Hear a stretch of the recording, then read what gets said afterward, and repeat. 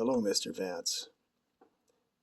I'm responding to your statement about the hockey game between Team Canada and Team USA on February 20th. Prior to that game, you made the statement that you hope your team, Team USA, kicks their butts, you didn't say butts again, because no one boos the United States anthem. Well, the truth is, sir, they're not booing your anthem, but something else. We'll get to that in a few moments, but first I want to tell you I've always been a fan of the United States, the country, not the hockey team per se. You're a great country, done a great deal of good for the world. Nobody, granted, does everything right. I mean, every country makes its mistakes and gets some things wrong, some things right. Some things wrong, like, well, slavery, Hiroshima, Nagasaki. But on the whole, there are so many good things you've done for humanity. And on a more personal level, I've had American family my whole life. And I cherish my American family and friends. In fact, when I see news about protesters, including occasionally in the past those in your own country who stomped on or burned your flag, I feel grief. This is highly inappropriate and disrespectful, not justifiable. In my view, flag burning and stomping on it or trampling it communicates hatred. So when you declare no one boos your anthem, I understand your sentiment. But they're not really booing your anthem. And with few exceptions, they don't hate you, unlike people who burn your flag. And before I say what they're booing, just a personal shout out to your movie about your background. Quite moving. Likely some creative license because it's a movie, but still I found it a bit inspiring. And now look where you are, appointed or elected or both. I'm to one of the most powerful positions in the land. I'm not sure how your political system works exactly, as you're probably confused about ours too. That's normal. So it makes sense to me why you're sensitive and protective about your nation's anthem. I feel the same way about mine. But the booers aren't really booing your anthem. Another thing I want to touch on is our shared faith in Jesus Christ. Now, it's got to be challenging to live that out in politics. Something that's often disturbed me is the way some professing followers of Jesus equate service to him with particular political movements. Jesus doesn't vote Republican or Democrat, conservative or liberal. He is the Lord of the nations, and someday that will be abundantly clear, though he won't need military power to demonstrate it, as much as that power may be used for good or evil. My point is simply that I pray we express who Jesus is through our words and actions more than merely our religious confession, because faith in him doesn't translate into real life, slanders his resurrection.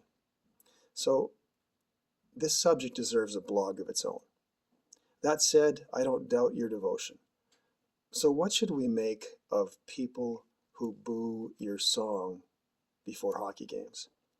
Please note that yours was not the only anthem booed. And just before I address the question, I'm aware there's no chance you'll ever hear of me or my point of view. I'm actually only addressing my friends who agree or disagree with me. That's their right. Democracy, right? So what was the crowd booing if not your anthem? American exceptionalism. The doctrine that says America is uniquely blessed with abundant resources and people. The suggestion, no matter how lightly or seriously one takes it, that my country should become your 51st state is a natural outgrowth of this doctrine and the idea of manifest destiny, as though you may be God's favorites. The term has various definitions. American exceptionalism, including a commitment to vibrant commercialism economics that protects you. Those are good things. According to the French writer Alexis de Tocqueville, focused attention earthward with only distracted attention from time to time toward heaven. Yet another of your anthems declares of your country, God shed his grace on thee. Indeed he did. A little like our anthem that says, God keep our land glorious and free. But right now, American exceptionalism appears to have been revived by Mr. Trump, who said America will soon be greater, stronger, and far more exceptional than ever before.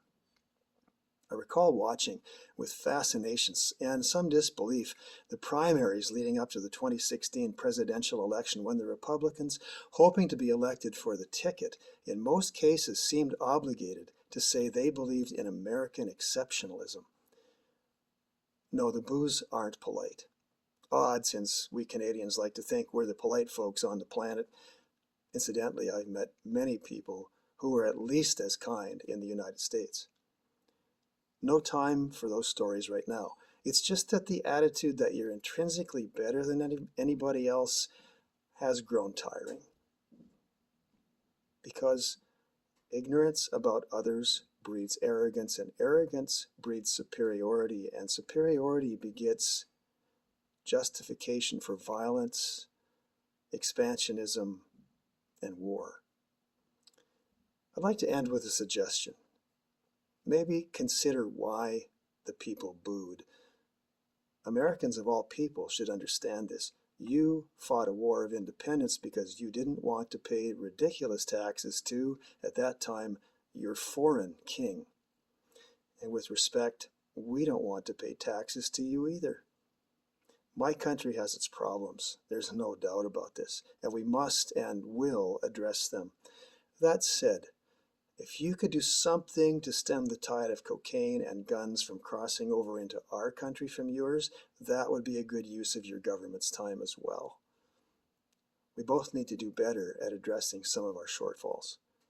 Still, we'll keep singing, God keep our land glorious and free. May your household and your nation prosper, and may God keep us and Ukraine glorious and free.